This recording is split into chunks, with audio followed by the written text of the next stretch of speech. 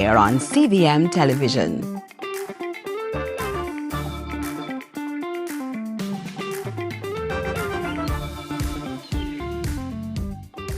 Jamaica, make we do the right thing. Make we live good today for a better tomorrow. Talk it out. Don't fight it out. The time by the Ministry of National Security is 6:30.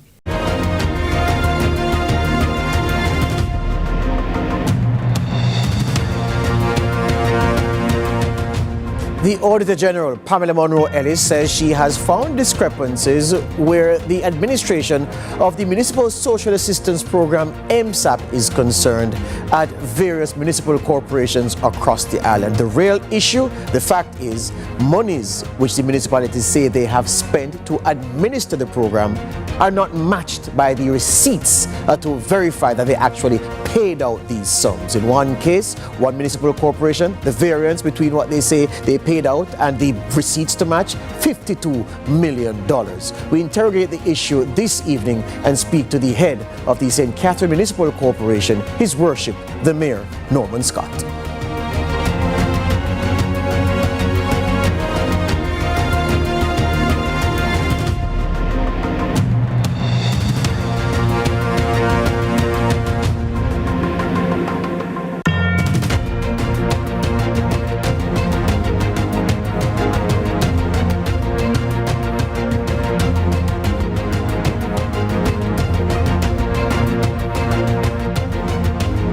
Welcome to Lead Story here on CVM TV. My name is George Davis. So let's get right into it. The MSAP under scrutiny, the Auditor General's report revealing that there are discrepancies at several municipal corporations across the island. The issue of verifying spend.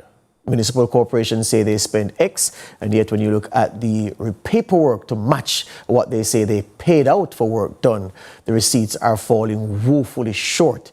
We've prepared a package for you just to set the context for the discussion. And then after that, we will speak to the mayor of Spanish Town.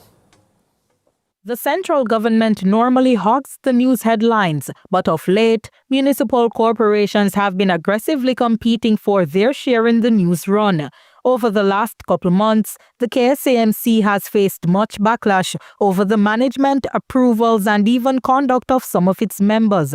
St. Catherine also had its moment on the front page with investigators from the major organized crime and anti-corruption agency MOCA raiding the municipal building properties of employees in an operation just last week. A recently tabled damning Auditor General report reiterates the question: what is going on in the municipal corporations? The Auditor General's department released a performance audit report highlighting significant shortcomings in the management of Jamaica's social benefit programs administered by the Ministry of Local Government and Community Development. Covering the period 2017 to 18 to 2023 to 24, the report reveals systemic issues including inadequate reporting, financial discrepancies, and inefficiencies in program administration. The report found between 2017 to 18 and 2023 to 24, the MLGCD allocated $1.53 billion to municipal corporations under the ministry's social assistance program. However, the ministry failed to prepare annual reports for the entire period, only submitting reports for 2018 to 19, 2020 to 21, and 2021 to 22. This incomplete documentation hindered tracking the program's effectiveness and raised accountability concerns. Municipal corporations were required to submit quarterly progress and expenditure reports to ensure transparency and determine the effectiveness of funds distributed for social benefits. The Auditor General's office flagged widespread non-compliance, with municipal corporations consistently failing to provide the required documentation. Despite repeated reminders and reprimands, the issue persisted. In July 2024, the Ministry of Local Government mandated monthly reporting to address this deficiency, warning that non-compliance would result in withheld funding. But that seemingly was not enough to force the local corporation to get their books in order. What were some of the financial discrepancies uncovered? The Auditor General found site visits to 4 municipal corporations: St. Anne, Anne, Portmore, St. Catherine, and Kingston and St. Andrew revealed significant variances between reported and verified expenditures. St. Anne Municipal Corporation, a 32% discrepancy was noted for 2020 to 21 and 2022 to 23, with reported expenditure of $26.6 million, but verified spending of $18.2 million. Portmore Municipality, a 33% discrepancy was found, with reported spending of $22 million versus verified expenditure of $29.2 million. St. Catherine Municipal Corporation, the variance was even more pronounced at 41%, with $125.5 million reported, but only $73.5 million verified. Additionally, the Kingston and St. Andrew Municipal Corporation, KSAMC, failed to verify 9% of payment vouchers examined, amounting to $13.3 million. On the matter of imbalanced allocations and administrative oversight, from 2022 to 23 to 2023 to 24, $342.5 million was allocated across 14 municipal corporations. However, only 56% of the funds were designated for benefit payments, while 44% was allocated for administrative support, meaning the payments given to those in need of welfare support. In some cases, administrative costs exceeded benefit payments, as observed in St. Anne, where $11.5 million was spent on administrative support compared to $4.1 million in benefits. The AGD argued that the absence of a robust legal framework continues to undermine Jamaica's social benefit programs. How was this allowed to happen? We discuss on Lead Story. Comprehensive. Time for a break. More after these.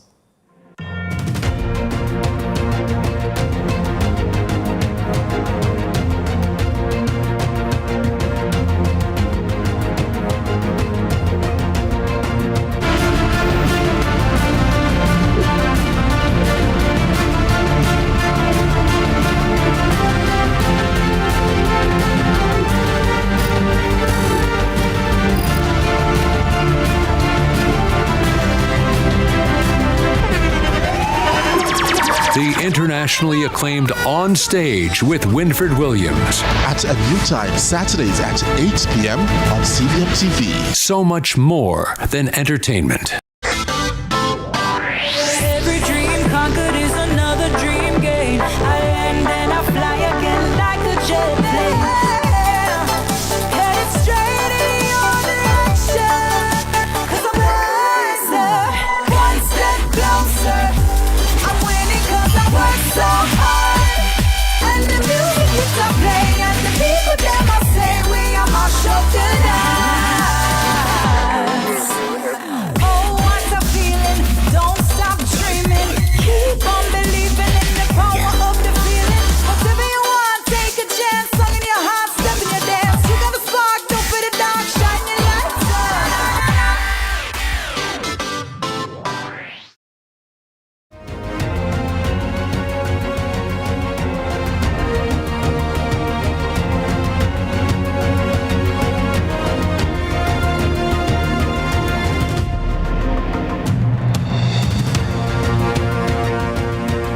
So MSAP under the microscope. MSAP, again, the Municipal Social Assistance Program, which of course is designed to provide assistance through the municipal level, through the local government level, to persons in need, the indigent, those who are vulnerable. It rolls out a suite of benefits to them, and the overall MSAP was ceded to the tune of over $1 billion by central government, and the actors, the representatives at the local government level, asked to administer the program to ensure that those in need benefit and benefit in good time. But as the Auditor General said, she could not find receipts to match the expenditure which was verified at some municipal corporations, and she has raised the issue as a serious one. She's not saying that there was corruption. She's just saying that the fact that you can't verify what was spent with the receipts taken in is serious cause for concern, and it leaves questions to be asked about how judiciously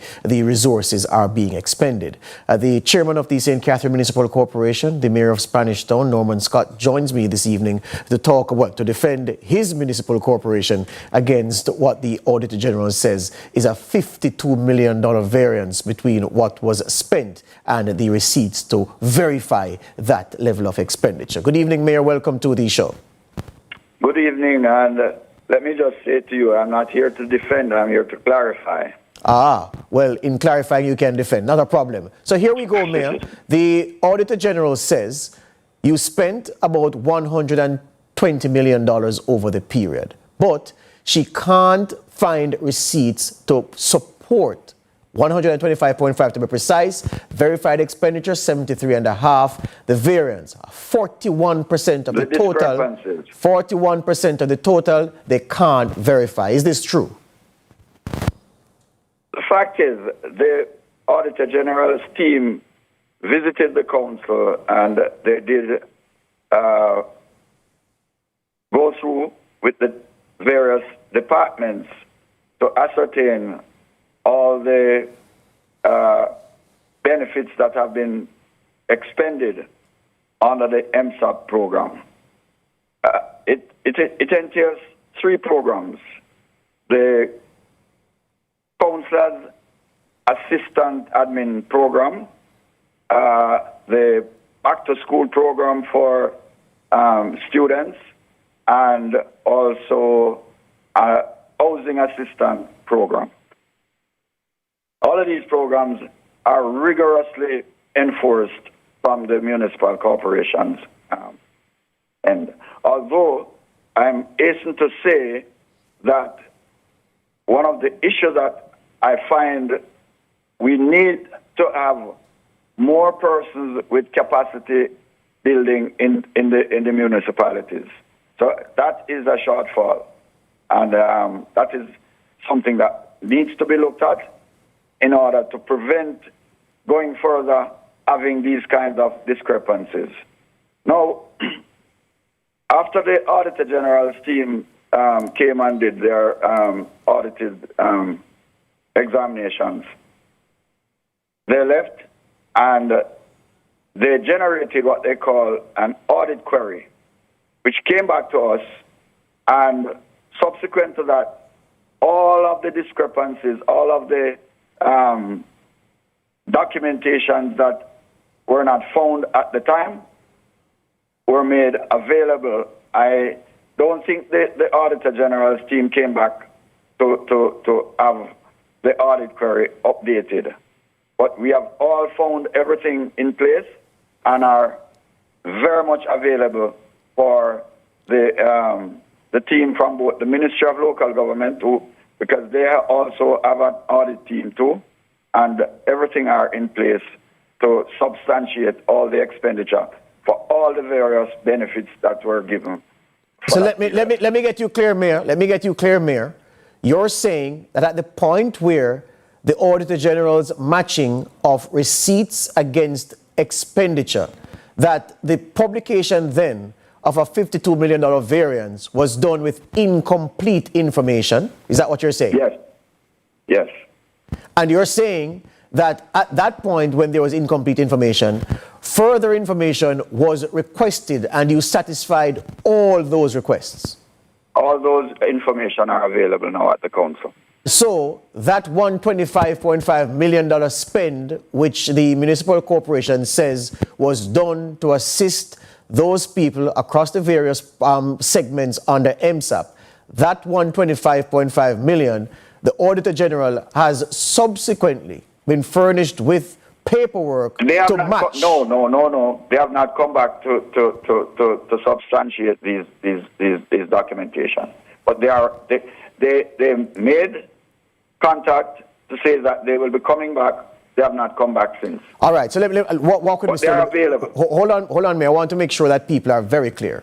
So what they published was incomplete information to see there was a $52 million variance, because after that, you provided information to fill in we have collated all the information to substantiate those discrepancies. So those blanks which the Auditor General's department and their team had, which amounted to $52 million worth of blanks, you've given them information to fill those blanks.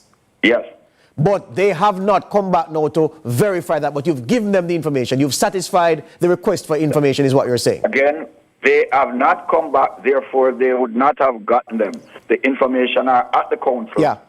So, well, what then is your thought on the publication by the Auditor General of information that is not complete? Well, recall that the Auditor General does their report, and coming out of their report, there would have been what we constitute a audit query. The query was sent to us, and we subsequent went into our books, and we have substantiated all the queries. So is it that the Auditor General went to publication because, of course, they had a deadline to meet, and so they had to go forward and publish with the information they had? They already had done the report. Oh, I see. I see. They already had done the report. But the danger of that, Mayor, is that without this interview this evening, people would have thought that there was hanky-panky going on at the St. Catherine Municipal Corporation to the tune of $52 million. That is why I've been on the news explaining that subsequent to the audit query, subsequent to the report and the audit query to us, we have found all the documentation to substantiate those expenditures. Very well. I think we have settled that matter. So let me ask you this then. The percentage of the allocation for MSAP that the Auditor General has found that is spent on administrative expenses between 32 and 44%. Is this normal? Does this seem high? Well, it seems high for those of us who are not close to the action. Is it reasonable for the amounts allocated for 30 and 40% to be spent on administering rather than giving benefits to those in need?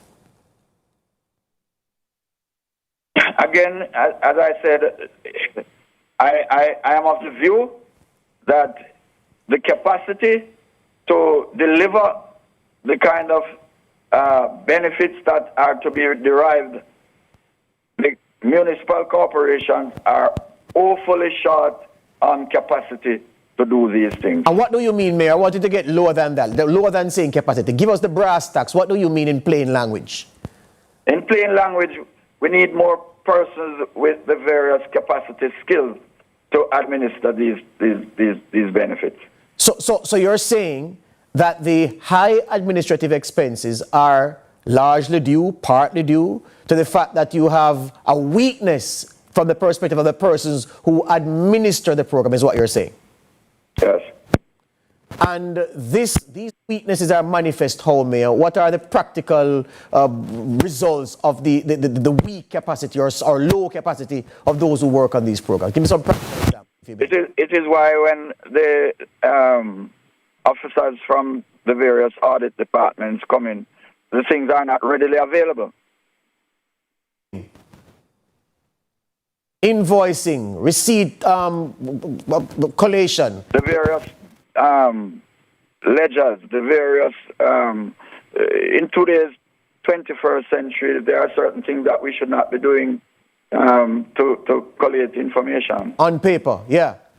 Yes. Yeah. Hold the line, Mayor. Coming right back after this break. This is Lead Story. The Mayor of Spanish Town, Chairman of the St. Catherine Municipal Corporation, is clarifying and explaining the real situation at the municipality where the municipal social is concerned, saying in real terms there is no variance. The spend has been accounted for.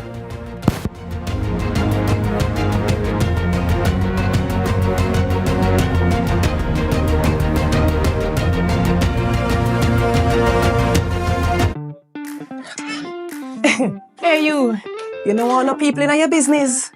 You should take advantage of CVM TV's unbeatable small business advertising package. Trust me. And get your goods and services in front of your customers today. For $150,000, you get a high-quality professional commercial. Plus 20 prime-time commercial spots. That's massive exposure at a fraction of the cost. Including on the #1 morning show in Jamaica, Sunrise. So don't wait. Call us on 658-208-5377 and see your business goals happen right here on CVM Television.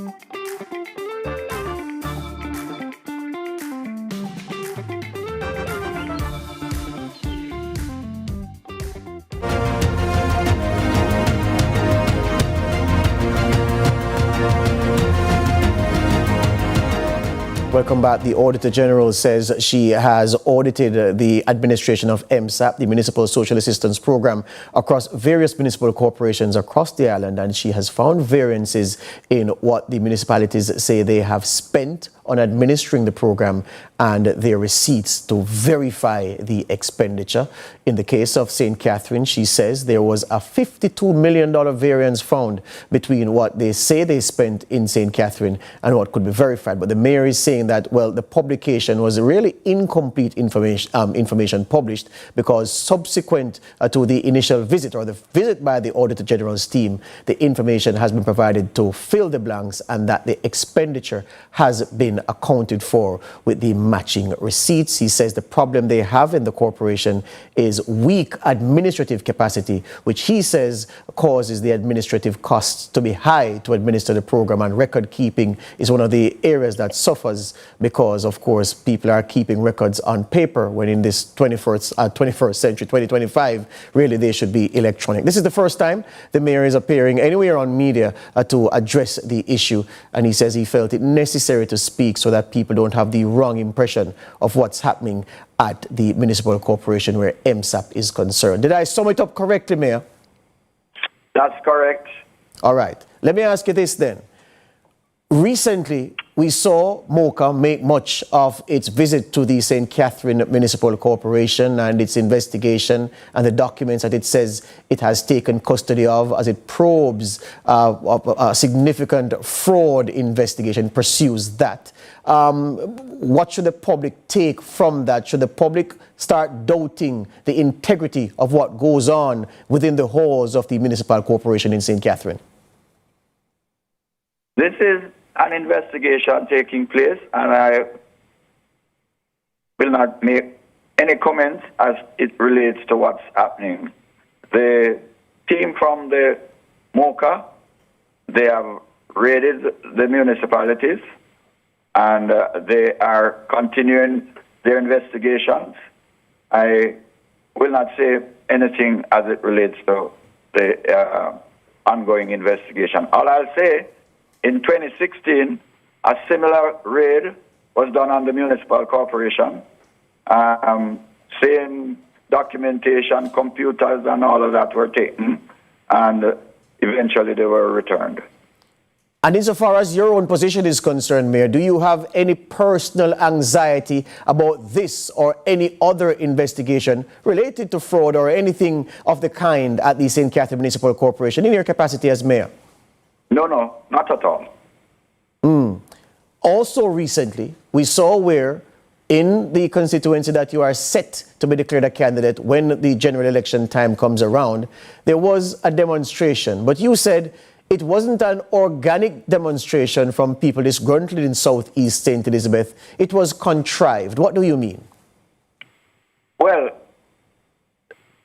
being a member of the People's National Party for many years, as a matter of fact, I'm a 26-year councillor, I'm a 13-year mayor, and I've been in this party for long. The PNP has its procedures of expressing themselves. The persons in the party have means and ways of expressing themselves. There are procedures. And I will tell you this. Anytime PNP are disgruntled, they don't make bones of making it known. And so they would not have had a faceless fire and demonstration. You would have seen people with placards telling that we don't want Norman Scott down here. They would be telling you, I'm a member of a group from whence, and they would be identifiable. So you're saying faceless political opponents are looking to sabotage you? Well, you can deduce from what I've said. Better than deduction, you said at the point of the Mocha raid, you drew a parallel without using a pencil between what happened in Southeast St. Elizabeth and what happened at the St. Catherine Municipal Corporation to suggest that maybe, you know, this wasn't a coincidence and that there was some destabilization afoot where it concerns your candidacy in Southeast St. Elizabeth. Is that a real thing that people should consider, Mayor? I will just say again that there is an investigation. No, man, I'm not asking you to comment about the investigation. I'm asking about the parallel that you drew. You're not putting words in my mouth. No, man, I'm not putting. I could never try to do that. And I'm saying what I'm saying. You said in the media, Mayor. You said in the media. I'm saying to you. You said in the you said in the media that it is not. You're not unaware of the fact that this thing in Southeast St. Elizabeth, which you says was contrived, happened, and then Mocha came, and you know, you wanted just people to know that you are seeing through both your eyes. You said words to that effect, and I'm just asking you if it is that people should really look into those two events and wonder if they are somehow connected to a destabilization campaign against you as we head into election season. That's my question.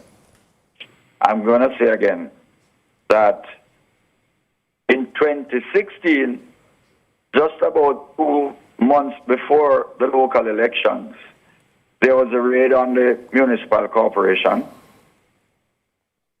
I'm in St.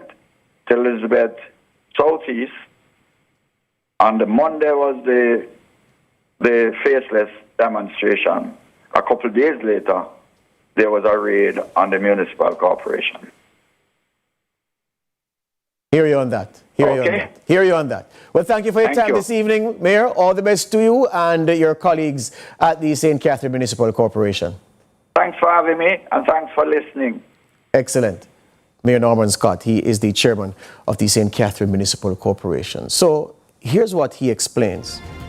He says $125.5 million, which the Auditor General says they can verify in expenditures. That's the quantum of the spend. However, when they tallied up the receipts, the Auditor General says there was a 41% discrepancy equivalent to $52 million. They couldn't verify $52 million in payments that were made by the municipal corporation. The mayor says, well, subsequent to their arrival, when they would have collected information that painted that picture, we gave them the receipts, the documentation, to close the revenue hole, to account for the monies that they said could not be accounted for. That's what he says. That, of course, will have to be tested by what the Auditor General has to say, if indeed they have those receipts now in hand. But if we're to take the mayor at face value, it is not the issue that it was positioned to be, that there was a $52 million hole in the MSAP spend at the St. Catherine Municipal Corporation. You've also heard him say and maintain the line that he feels that his political rivals in Southeast St. Elizabeth are up to some tricks, because he says that PNP don't do faceless protests. They come up front and center and they command the attention of the camera and they make known to the person they are not in favor of that we don't want you. But he says this one, nobody on camera, no placard bearing protester, just a fire and disturbance. He says that's not the PNP style. He puts it down to his political rivals. And he was the one who drew a line between that incident in Southeast St. Elizabeth and the Mocha raid, as if to suggest that a proper destabilization campaign was afoot. Well, he has spoken in his own defense. He has explained what he has needed to, and he has doubled down on the point he made in the aftermath of that Mocha raid. You, of course, can make of it what you may. That's my time. I see Curlin Brown. She's in studio and ready to present news at 7. Nika Lewis is home. CVM TV News, anytime. CVM TV News, anytime, anywhere. Subscribe now to CVM TV News to see it happen.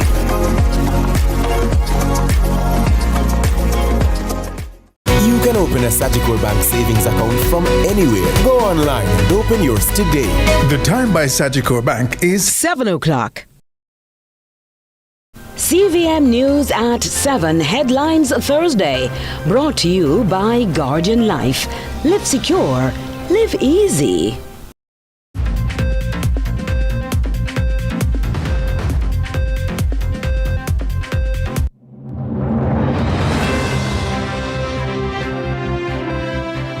Tonight in CVM News at 7, from policing to politics, former senior superintendent enters the political arena.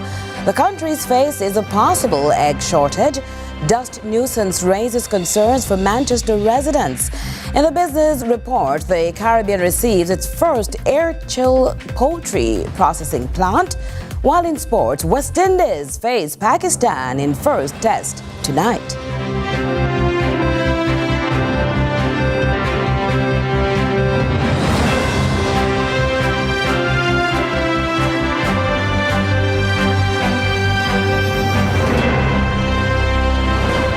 CVM News at 7, headlines Thursday, brought to you by Guardian Life.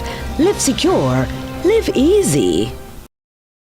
Should critical illness strike, don't let worry fill your head.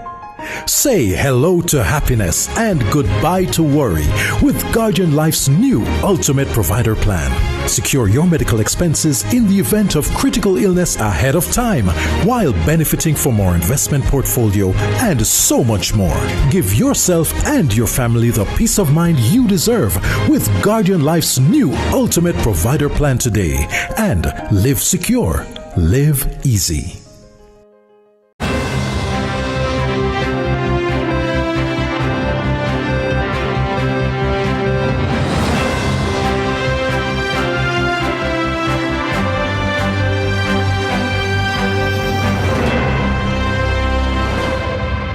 From Kingston, Jamaica, this is CVM News at 7 for Thursday, January 16, 2025. Thanks so much for joining us. I'm Curlin Brown in for Nika Lewis. The country's egg farmers are struggling to meet the high demand during the winter tourist season and local consumption.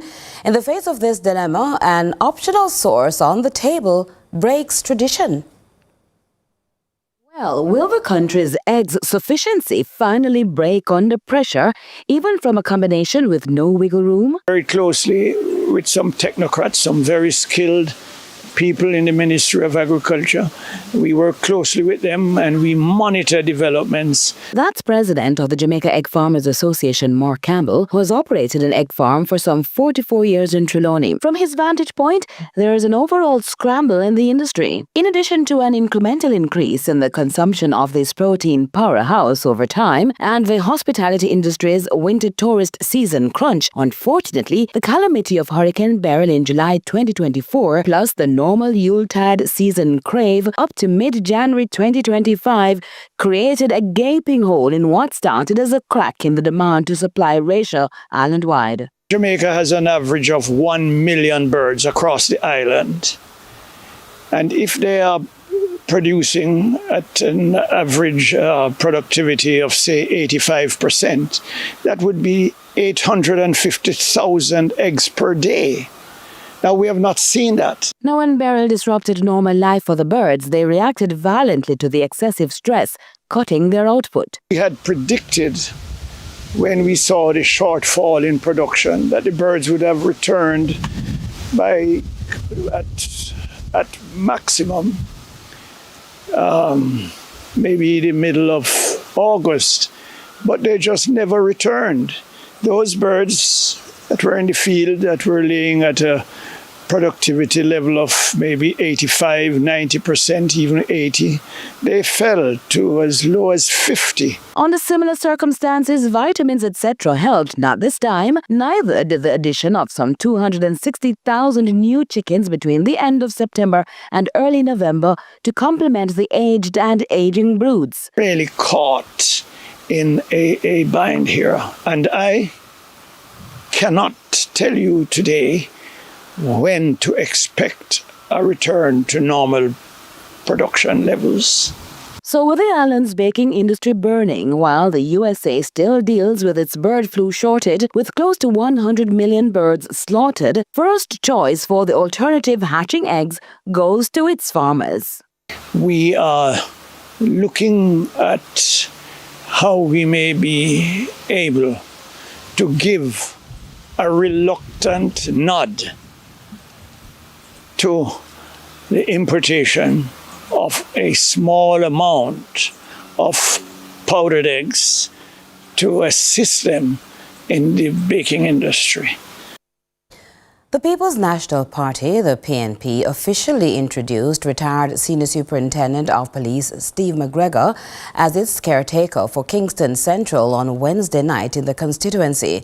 McGregor's selection comes in the context of recent controversies surrounding the Kingston Central seat, notably the removal of former caretaker Lawrence Rowe, which has sparked discussions and debates within political circles. Andre Jebinson has more on that development.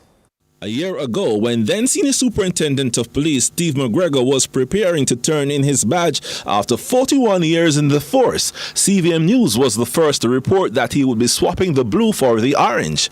At the time, he said his focus was elsewhere.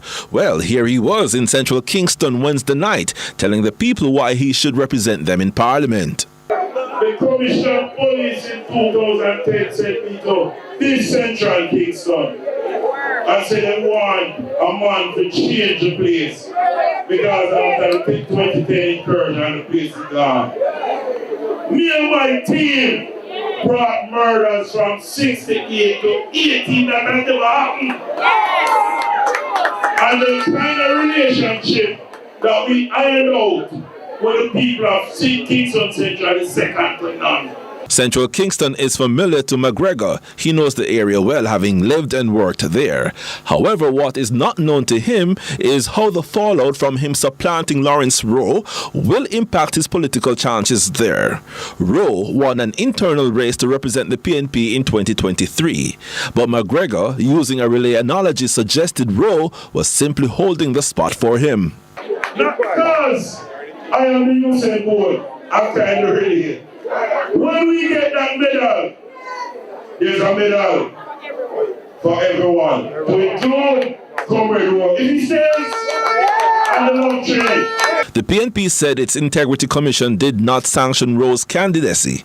Rowe outlined on his Facebook page the PNP's attempt to bid him adieu, including offering him $15 million in resources, a Senate seat and a place on a state board. The party has denied this. Now McGregor appears cognizant of the need to assuage the Rowe row. Because I need to sit with him one-to-one, man-to-man, and speak about the PNP going forward. Because if he's a comrade, I want him on my team. So as I said, he's no longer the anchor man for the team. I am that man. So I am the man that will be taking home the relay. If he's a part of my team, there's a gold medal at the end of the race for him. Guess what? All him have to do is to stay on my love train and we're good. PNP President Mark Golding did not address the controversy when he spoke at the event, but touted McGregor. And I know he will deliver. And he also increases my options when we form the next government. That's right. Because the man has certain skills and certain knowledge and certain experience. The PNP will likely need to take back Central Kingston to win Jamaica House. The party lost the seat in 2020 to Donovan Williams. Imani Duncan Price was the PNP's candidate. Andre Jebinson, CVM News.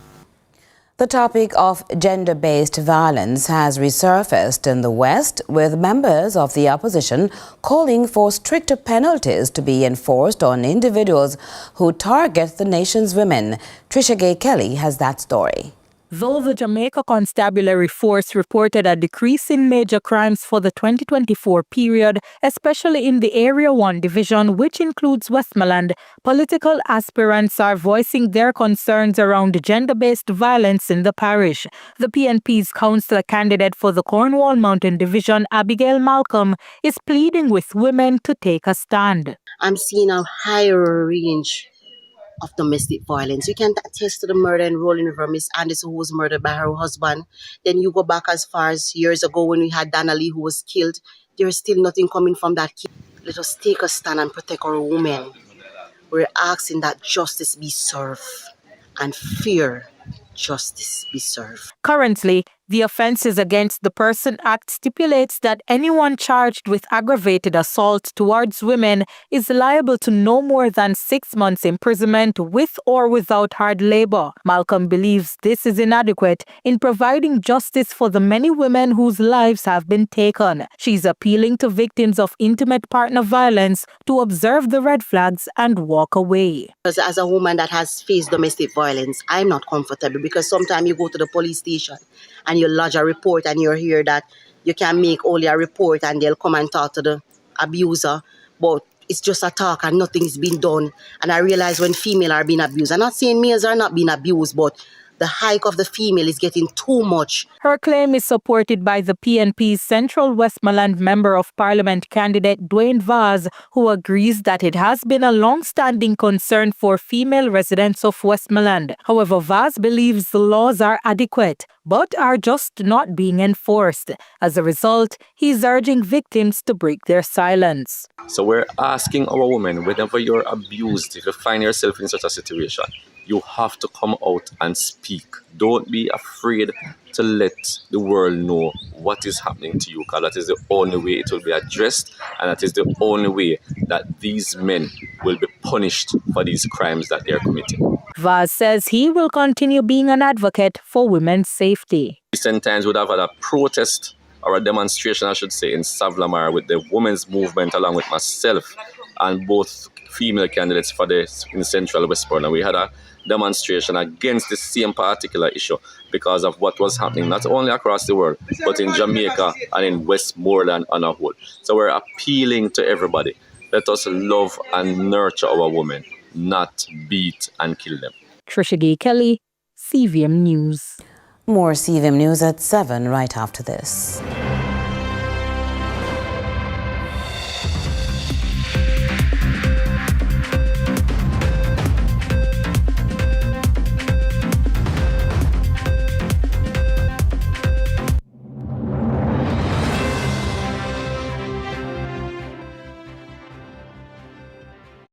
Did you know that there are many exciting careers in public health? Join the Ministry of Health and Wellness for its Health and Wellness Career Expo and Employment Fair 2025, Wednesday and Thursday, January 22nd and 23rd on the UWI Mona campus. Learn about exciting and emerging career opportunities in public health. Walk with your resume for on-site interviews for available jobs across the island. Entertainment, giveaways, and free health screening. We've got them. Admission free. A career in health, the roadmap to success. Come rise with sunrise. Let the weekend begin. Start your morning with a laugh. We've got the best of the internet in React. We'll switch the beat with some smooth jazz, then pick up the jugglings with your JPL roundup. It's halftime, so we'll grab a snack with the Sunshine Snacks crew, then top up the energy with the Lucozade team. We'll wrap things up with a taste of Rebel Salute. You've never seen a sunrise quite like this.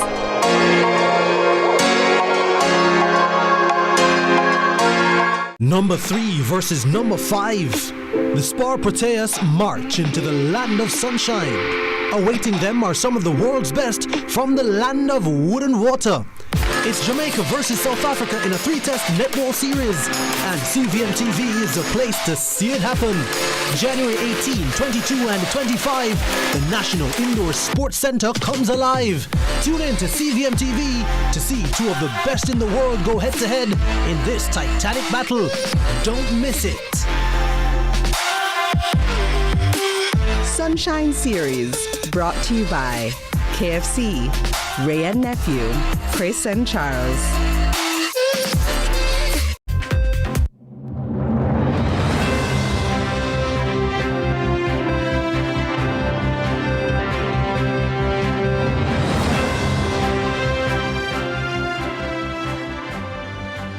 Thanks for staying with us. Continuing the news now, the Jamaica Defence Force, the JDF, officially launched Event Horizon on Monday, which in addition to showcasing military, air and maritime skills, will upgrade the JDF's cyber operations capacity in continuing to protect the region. Adrian Williams reports. Cyber threats remain an issue across the world, and though defense systems exist, collaboration has become increasingly necessary. It's an aspect of national security that the Jamaica Defence Force, JDF, looks towards refining at this year's Event Horizon. Brigade Commander at the Maritime Air and Cyber Command, MAC of the JDF, Brigadier Elon Clark, is looking forward to deepening the partnership with local and international authorities and agencies.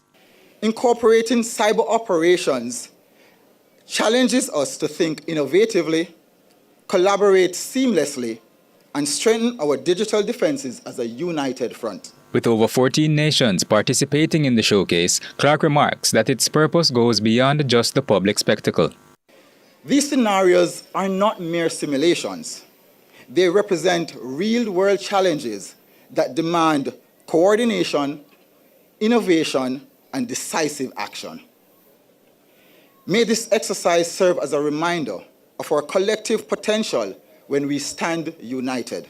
Chief of Defense Staff Vice Admiral Antoinette Weems-Gordon asserts that the spirit of partnership means that regional security is part of a shared effort. The exercise serves as a reminder that security is not the responsibility of one nation or one institution, but it is a shared duty. Together, we stand stronger. I urge each participant to approach this exercise with the utmost discipline, professionalism, and commitment. Embrace the challenges ahead, learn from one another, and contribute to the spirit of partnership that defines this exercise. The exercise is scheduled to run from January 12 through to 26. Adrian Williams reporting for CVM News. The mayor of Kingston and Andrew Swaby is hitting back at former mayor Delroy Williams for comments made over controversial building breaches involving properties linked to prominent officials. Allegations include permit violations and stop orders, sparking questions about accountability and enforcement. Britannia Whitto reports. It's a battle between mayors, one former and the other sitting mayor of Kingston, Andrew Swaby, who responded to a recent statement from former Mayor Delroy Williams concerning ongoing issues with Estate Bridge Limited and Jackden Limited. The JLP's Williams highlighted that the statement from Mayor Swaby and the Kingston and St. Andrew Municipal Corporation leadership overlooked what he called facts. But the PMP's Swaby tackled the claims, firstly that Estate Bridge, one of the companies linked to a building breach, had a valid permit and was adhering to the standard procedures by applying for approval of minor variations, which is a normal practice for any construction project, to which Mayor Swaby responded, The KSAMC's record confirmed that the initial permit issued to Estate Bridge expired on July 6, 2023. However, construction continued without obtaining the required extension at the time. It is important to note that if a permit expires and is not renewed, construction should not continue.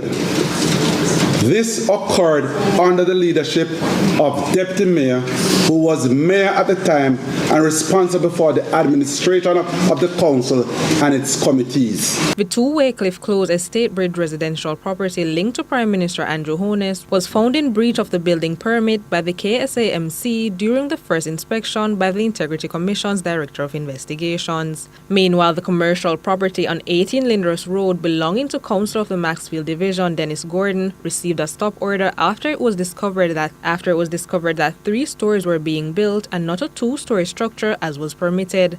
Mayor Swaby insisted that the building permits for the property on Lyndhurst Road were put in place under Williams' leadership, to which Swaby said he was not made aware after taking office. Regarding 18.5 Lyndhurst Road, this matter was originated under the leadership of the former mayor, Councillor Delroy Williams. At no time during his tenure or before media highlighted the issue did he bring it to my attention that the company associated with a councillor from my side of the aisle constructed a building without approval. Despite there being an application, approval was not yet granted. Let it be known that the then chairman of council refused to allow a motion for a resolution which included a recommendation that would have mitigated against these occurrences. And I have the resolution right here that was submitted in January of 2022. He pointed out that since assuming office, he has prided himself on bringing both sides together to represent the people. Unfortunately, the deputy mayor that attended a single committee meeting to which he is a member, which is disappointed given our responsibility of ensuring the effective function of the KCMC. Swebe defended his administration's efforts to tackle development issues while holding developers accountable despite their political affiliation. We recognize the limitations of the as-built process and realize that it can be misused or may inadvertently incentivize non-compliance. To address this, the KCMC has implemented 1. Stringent fees were placed on the application, and in the case of Estate Bridge, the applicant was required to pay 3 times the building fees. And for 8.5 Linders Road, the applicant was required to pay 1% of the total cost of construction. Britannia Whittle, CVM News. And there's still lots more to come in a moment.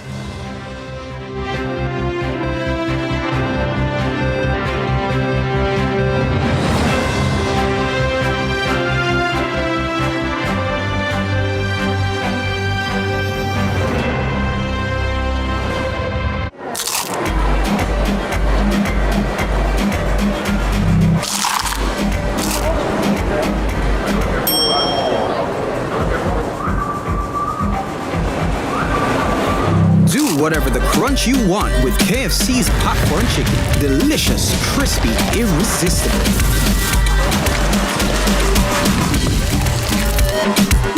Now available in hot and spicy. KFC, it's finger-licking good.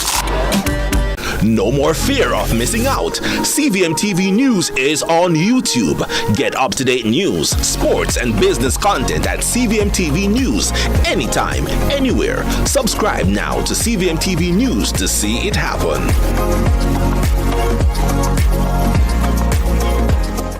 Number 3 versus number 5. The Spar Proteas march into the land of sunshine. Awaiting them are some of the world's best from the land of wood and water. It's Jamaica versus South Africa in a 3-test netball series. And CVM TV is the place to see it happen. January 18, 22 and 25, the National Indoor Sports Centre comes alive. Tune in to CVM TV to see 2 of the best in the world go head-to-head in this titanic battle. Don't miss it. Sunshine Series, brought to you by KFC, Ray and Nephew, Chris and Charles.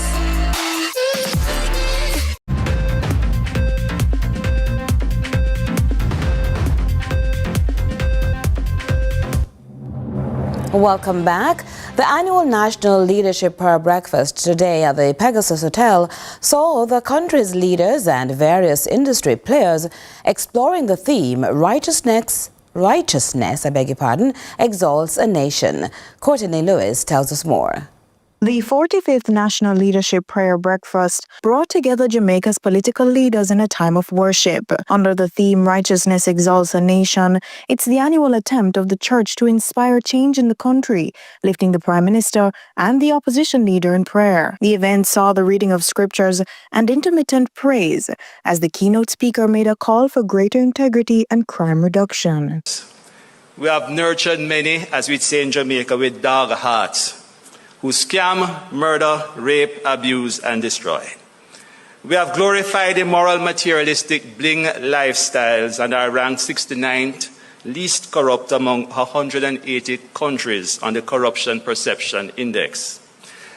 These circumstances have bred insecurity, anxiety, mistrust, apathy regarding our political process, and turmoil.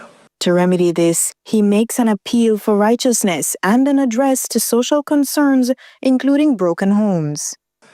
Let us collaborate across political divides with our universities who have done relevant research and other organizations engage in empowering males, the church, community leaders, and so on, to further develop and implement strategies to address the glaring fatherlessness in our nation. Collaboration also stands as the fix to challenges in the education sector. Can we have bipartisan engagement together with other relevant stakeholders on implementing recommendations made through various task forces and reports? Can business leaders adopt a struggling school? And with peace as the goal, the religious leader describes how Jamaica's leadership should operate. This means and includes ensuring proper stewardship, accountability in governance, in the allocation and utilization of our nation's resources. It means, and we have prayed this, transparency in government spending, fair awarding of contracts. It means being involved in service in all areas of national life through our families, our businesses, vocation, churches, and civic groups to foster healing and reconciliation in our fractured nation and advancing positive change. Courtney Lewis for CVM News. As part of inspiring change, the proceeds collected at the National Leadership Prayer Breakfast, along with donations from private sector organizations, are in aid of the Prayer Board's 2025 outreach project to support the Tegwin House, a unit at the Jamaica National Children's Home that provides care for children with severe mental and physical disabilities. Farmers are alleging that FCJ Holdings has failed to properly execute road repair. Just jumping ahead of the report, which tells us that farmers in St. Catherine are voicing frustration over the state of their roads and the management of SCJ Holdings. They claim promises made for road repairs have not been fulfilled, and so they're calling on the government and government ministers to intervene. Here's Raheem White now with the report.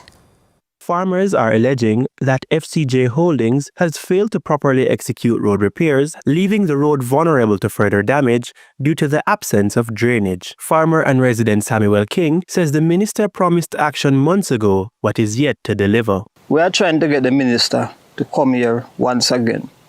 He have repeatedly told the country that he will be coming from March to April. We haven't seen him as yet. King claims that while the roads were marled, the lack of drainage has created significant problems for farmers who irrigate their crops. He explains that water continues to flow onto the road, threatening the work already done. Management of SCJ, they have marred the road, but they have not cut out any drain. So even if we do not have a shower of rain, the fact that we irrigate, the irrigation water will come over on the road because NIC, they are not fixing the dilapidated condition. So that water will come on the road that they're marred. So if there's no drains, eventually the road that they're just marred will be mashed up same way. So King also alleged that SCJ's project manager has mismanaged the repairs and shown bias by prioritizing sections of the road that benefit specific leaseholders. Well, that when I say that is a part of the personal sabotage, the person who they claim that they are leasing the roads to that section, his boundary starts there and ends down by the fish pond. So if it even is, they are going to mark the road to that person who has lease. This is not where the final boundary is, so that must be some type of sabotage. With concerns mounting, King is appealing to the Ministers of Agriculture and Transport to intervene and resolve the issues which he says have been ongoing for far too long. It cannot be that farmers who are farming, real farmers here in Heartland, this is the condition the management of SCJ have subjected us to.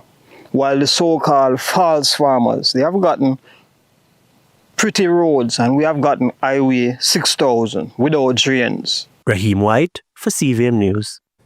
Stay where you are. We're upon another quick break. We'll be right back.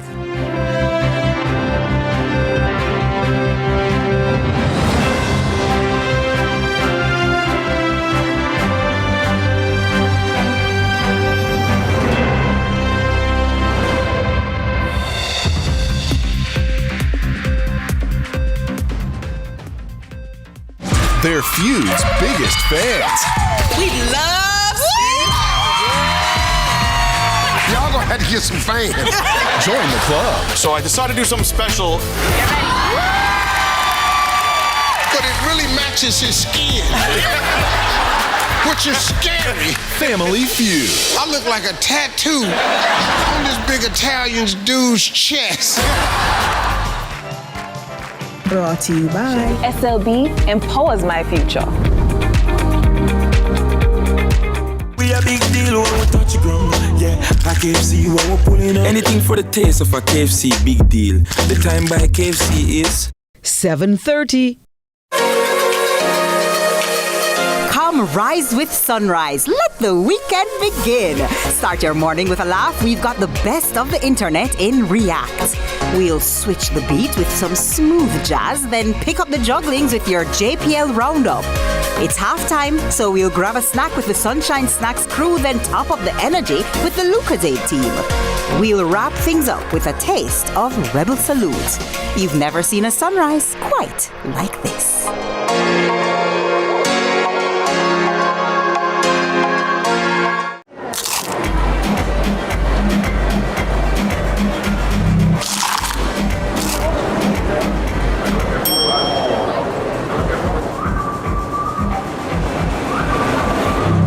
Whatever the crunch you want with KFC's popcorn chicken. Delicious, crispy, irresistible.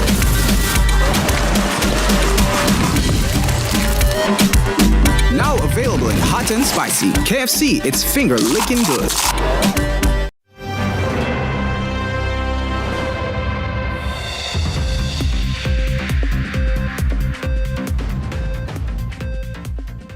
Thanks for staying with us. It's time for our regional and international recap.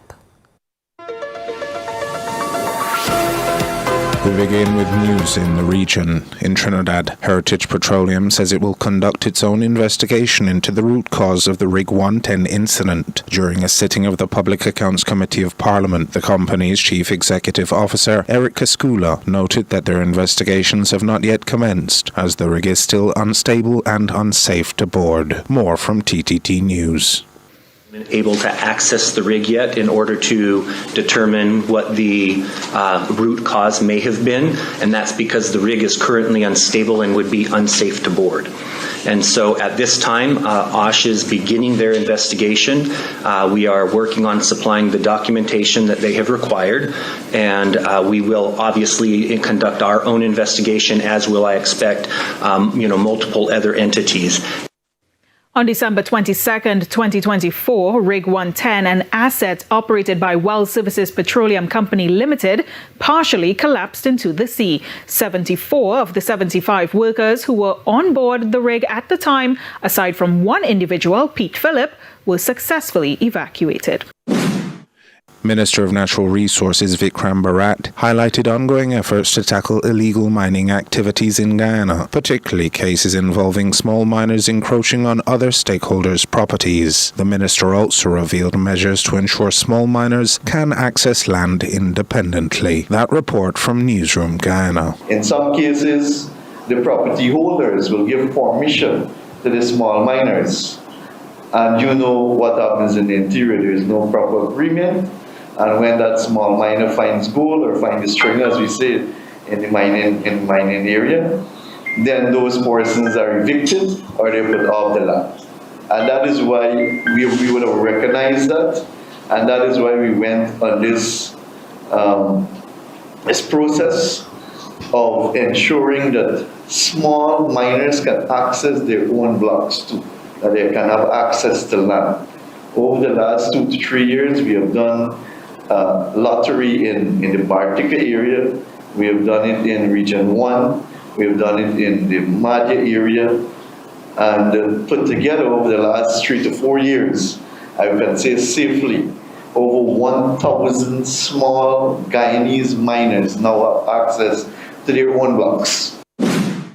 And in international news, a rescue operation at an illegal gold mine in South Africa has ended. At least 78 people died during a police siege in what a labor union called a state-sponsored massacre. Police say 246 people